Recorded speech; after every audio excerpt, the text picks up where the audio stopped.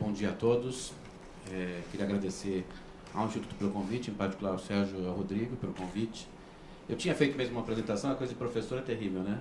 Ainda estava tentando... Estava acabando de ler uma tese hoje, por isso que eu ler uma tese que é sobre remuneração variável em Minas Gerais. Tem o Humberto, que é na banca lá que está comigo aqui. Mas acabando a apresentação, essa coisa de professor é terrível. Mas eu vou fazer um pouco diferente. Eu vou só mostrar um ponto aqui da apresentação para, a partir dele, fazer o comentário a parte das duas apresentações, tanto a do Jean quanto a do Marcos. Bom, eu acho que é muito interessante ouvir o Jean e o Marcos, porque eles estão falando de agendas diferentes da gestão pública. Isso é muito interessante. Eles estão falando de modos diferentes de pensar a gestão pública, embora não sejam modos contraditórios. Isso que eu queria ressaltar. O que mostra hoje que, na verdade, a gente, para pensar, é o primeiro ponto que eu queria começar, esse é o único que eu vou mostrar para vocês, não encherei mais com slides para vocês hoje, pelo menos, que a gestão pública contemporânea ela é um modelo híbrido. Ela envolve um conjunto de escolas e correntes de pensamento que alimentam a reflexão e a atuação na gestão pública. Uma parte da gestão pública ainda envolve pensar o modelo burocrático weberiano, no que se refere a seleção por mérito, a ter uma carreira burocrática razoavelmente estável. O Jean contou, quer dizer, se não tiver os engenheiros de cabeça branca, não dá nada certo ali no Rio de Janeiro. E, infelizmente, Jean, a maior parte dos municípios do Brasil não tem os engenheiros de cabeça branca. Quando houve o famoso, digamos, catástrofe lá na região serrana do Rio de Janeiro, a repórter da Globo foi entrevistar o sujeito, lá o prefeito de uma das cidades, que eu não quero nem lembrar o nome, e perguntou-lhe, mas como é que nós vamos agora fazer a reconstrução? Quantos engenheiros você tem? Eu tenho dois, um em férias e um que está em algum lugar aí. E a verdade é que boa parte dos municípios no Brasil não tem minimamente uma burocracia weberiana. E sem isso é muito difícil melhorar a vida nas cidades, em particular na implementação de políticas públicas. É possível melhorar a formulação, criar planejamentos estratégicos sem tanta burocracia weberiana. Mas quando chega na hora da implementação, não tem jeito algum. E a implementação é, digamos, o ponto mais difícil da gestão pública. Então é fundamental ter uma parte das cidades com um modelo burocrático weberiano que se refere a uma seleção por mérito e carreiras públicas. Mas isso não basta, tem limites. O modelo burocrático levado ao paroxismo pode fazer com que a gestão pública pense mais em si mesma do que no cidadão. Quer dizer, pode levar a um jogo em si mesmado, né? Que a gente chamaria de burocratização. Então esse é um dos grandes problemas do mundo contemporâneo. E diante disso surgiu uma corrente muito forte na Inglaterra, Austrália, Nova Zelândia em particular, chamada New Public Management, que vai falar sobretudo daquilo que o Jean falou, que é pensar uma administração pública baseada em desempenho. E para isso vai construir todo um modelo de metas, indicadores e contratualização desse processo para tentar melhorar a gestão pública. Isso é fundamental para as grandes cidades brasileiras porque, na verdade, é preciso ter clareza sobre onde que se quer chegar. Há muita vontade política, muito desejo de fazer boas coisas nas cidades, mas muitas vezes a impressão que se tem é que não se sabe onde se quer chegar. Então, e não só onde se quer chegar, mas como se quer chegar. Então, o caso que o Jean contou do Rio, e não é só o Rio que fez isso, outros lugares fizeram isso, o governo de Minas tem feito muito forte isso, o governo de Sergipe, só para citar partidos diferentes, tem feito muito isso. Então, é pensar uma gestão baseada na busca do melhor desempenho, e para isso criar mecanismos institucionais para melhorar o desempenho. Claro que há limites também nisso, quer dizer, a própria tentativa de motivar os funcionários pelo desempenho não é tão simples, como vocês já devem ter percebido. Quer dizer, a motivação dos funcionários é muito mais complexa do que dar bônus, embora bônus possa ser um instrumento.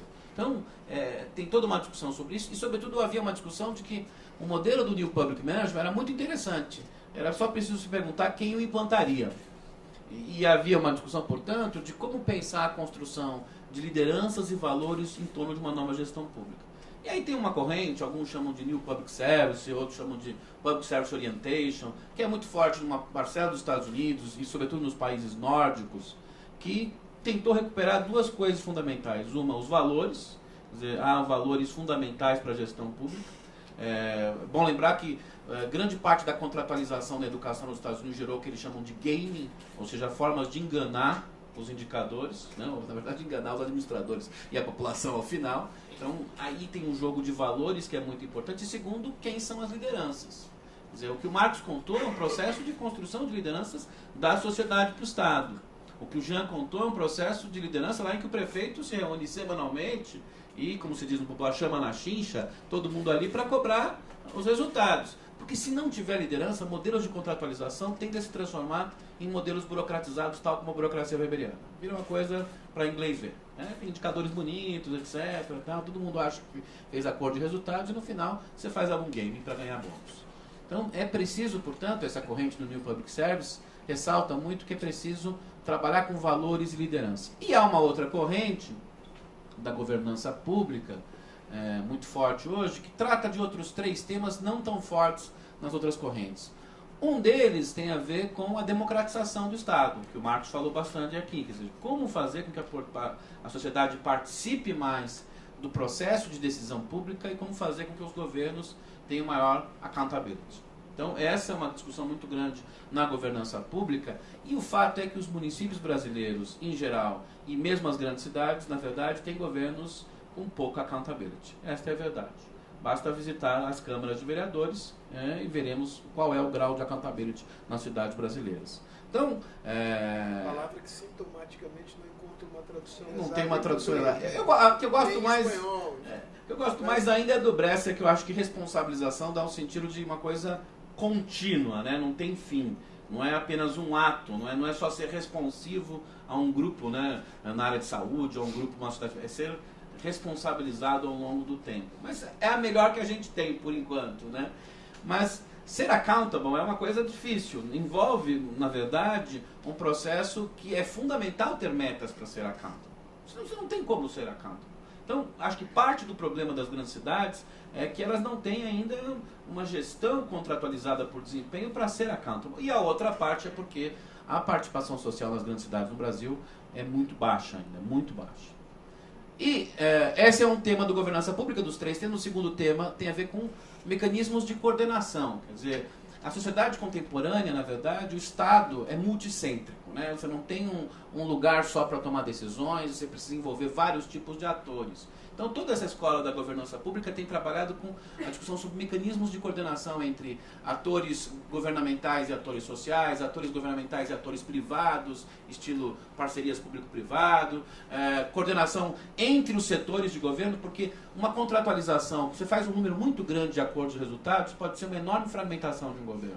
E aí depois você não sabe o que controlar exatamente. Quando é melhor você ter mecanismos mais intersetoriais, de maior coordenação intragovernamental, que criem problemas básicos, né, isso é planejamento estratégico, capaz de você coordenar.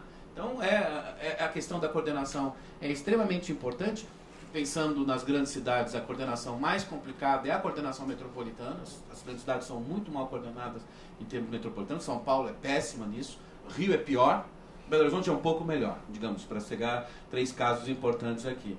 Né? Então, Belo Horizonte eu diria que é mais do que um pouco melhor, é bem melhor que os outros 2 casos, verdade seja dita. Então, o problema da coordenação é um outro problema importante de gestão pública, que é relevante. E o terceiro problema leva também à discussão que o Marcos fez, que é pensar em grandes temas fundamentais da gestão pública. Porque a tendência da gestão pública é se centralizar demais. O modelo burocrático leva a isso. Então, segurança é problema de policiais. É problema de policiais também. Você vai ter que ter polícia boa. Tem outro jeito. Mas só isso não vai resolver. E aí você tem que saber exatamente quais são os elementos, quais são os temas que agregam os setores. Essa é uma discussão muito importante hoje para pensar a gestão pública. Diante desses temas, e eu já tenho só 5 minutos agora para acabar, eu queria colocar que desafios isso trariam às grandes cidades brasileiras. Porque a gestão pública brasileira melhorou de 88 para cá. A gente tem que, se a gente olhar um pouco uma perspectiva histórica mais cuidadosa, nós tornamos a gestão pública mais profissional no Brasil do que era antes. Você tem processos maiores de democratização, de participação da sociedade em conselhos de políticas públicas. Houve avanços no governo Fernando Henrique, houve avanços no governo Lula, houve avanços de ajuste fiscal, avanços de monitoramento de políticas públicas. Mas os avanços maiores ainda estão no plano federal e em alguns estados. Os municípios avançaram menos, esta é a verdade. E as grandes cidades, que na verdade são muito diferentes do conjunto dos municípios, né?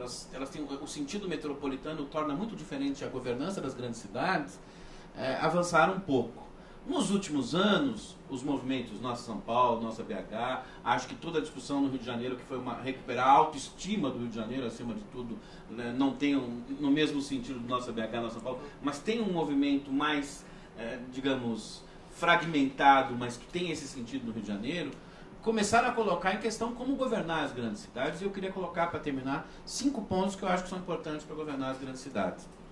Partindo do que falaram tanto o Jean quanto o Marcos e dessas 4 escolas que eu falei. Um primeiro tema que eu acho que é importante é que ainda é preciso fortalecer a burocracia no seu sentido weberiano nas grandes cidades. Em particular na área de implementação de políticas públicas, porque o Brasil optou na Constituição 88 por descentralizar de forma municipalista grande parte das políticas públicas. Isso pode ter defeitos, problemas, mas não acho que haja uma solução, a solução contrária a isso seja melhor. Este é o ponto. Não há como jogar isso para o governo federal ou qualquer coisa que o valha. Seria desastroso, na verdade. E a gente sabe, na verdade, as falhas das grandes cidades nos hospitais, nas escolas, é ali que ainda a gente tem muito a avançar.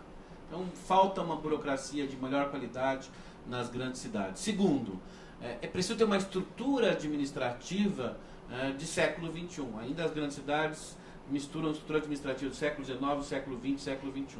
Eu vou dar o exemplo de São Paulo, para não, já que estamos com membros de outros lugares, para não dizer que estou aqui beneficiando meu bairro, meu rio, pensando no Fernando Pessoa. A coisa dessas subprefeituras ainda é uma vergonha. Eu dou aula para meus alunos de gestão pública no primeiro ano, sou coordenador de um curso, e é muito difícil explicar para eles o que são as subprefeituras do ponto de vista da qualidade da gestão pública.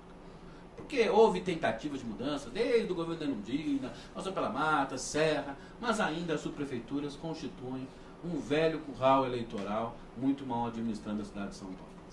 Não temos que mudar isso, não tem jeito. Isso é uma questão suprapartidária. Se a gente não começar a refletir sobre isso, a cidade de São Paulo ela é muito grande, inclusive fisicamente. Se você não tiver uma boa gestão lá descentralizada, é um desastre. E nossa gestão digitalizada é muito ruim na cidade de São Paulo. Então é uma estrutura administrativa do século XIX para garantir a maioria na Câmara. Fundamentalmente é isso. Então nós temos que pensar como garantir a maioria da Câmara de outros modos. É isso. Porque sem a maioria da Câmara ninguém governa. Tem que repensar esse modelo de subprefeituras. Eu dei esse exemplo para dizer que a estrutura administrativa ainda nas grandes cidades precisa se modernizar, e se voltar mais para temas como contratualização, transparência, participação dos cidadãos. E eu acho que a estrutura administrativa ainda é muito arcaica. Terceiro ponto, acho que é importante aproveitar esse momento histórico em que algumas prefeituras de grandes cidades estão fazendo modelos de contratualização, de gestão por desempenho, e noutras, às vezes nas mesmas, há um movimento da sociedade por metas e casar as duas coisas. Elas não estão completamente casadas. Isto é preciso casar os movimentos da sociedade civil por metas com os movimentos dos governos por metas. Estas duas coisas ainda não estão bem casadas. E eu acho que tem um espaço enorme para que esse casamento seja feliz. Quer dizer, acho que porque senão você pode criar, na verdade, virtudes e vícios de ambos os lados. Eu vou falar só dos vícios, obviamente.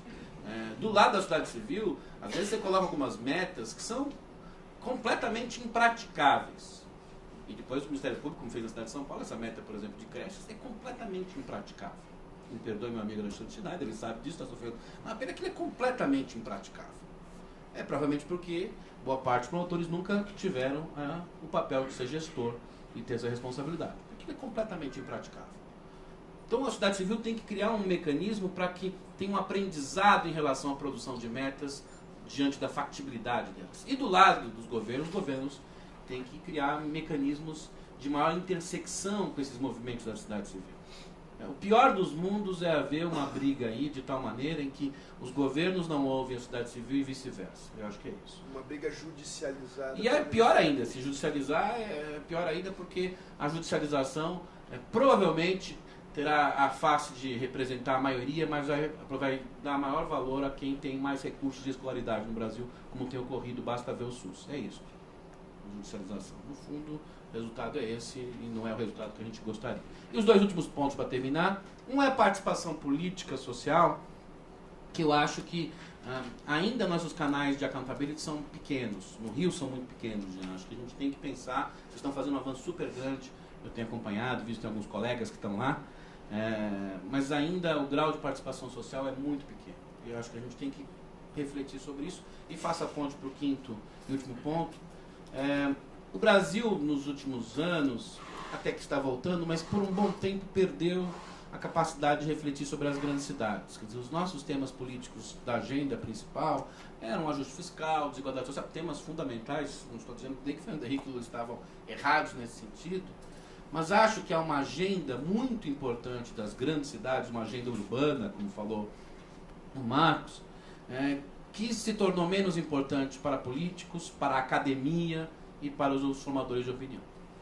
Acho que é um momento de retomar um pouco isso. Nós entramos na discussão do municipalismo pensando que, ou no fundo acreditando ou argumentando que os 5.565 municípios brasileiros eram iguais entre si. O município de Borá, com seus 800 e poucos habitantes, o município de São Paulo, com quase 11 milhões de habitantes, são a mesma coisa. Isso é uma grande bobagem. Acho que nós temos que ter uma responsabilidade social nos partidos, na academia, nos institutos, de fazer uma reflexão mais forte sobre as grandes cidades. Por quê? Porque eu acho que as grandes cidades contêm o grande potencial de produzir desenvolvimento no Brasil, em termos de capital humano, riqueza, etc. Mas nelas também há os piores males do país. O exemplo do Marcos sobre BH, eu poderia dar em São Paulo, eu poderia dar no Rio. Eu acho que a gente precisa repensar e transformar a discussão, e aí termino dessa eleição municipal, pelo menos naquelas grandes cidades ou próximas a ela, numa discussão de melhor qualidade, uma discussão que comece a pensar o que serão as grandes cidades daqui a 20 anos. Se a gente fizer isso, eu acho que a gente vai contribuir muito para o debate. Isso é muito mais importante do que a discussão do Código Florestal ou do projeto da Copa, me perdoa. Muito mais importante para a cidadania brasileira. Obrigado.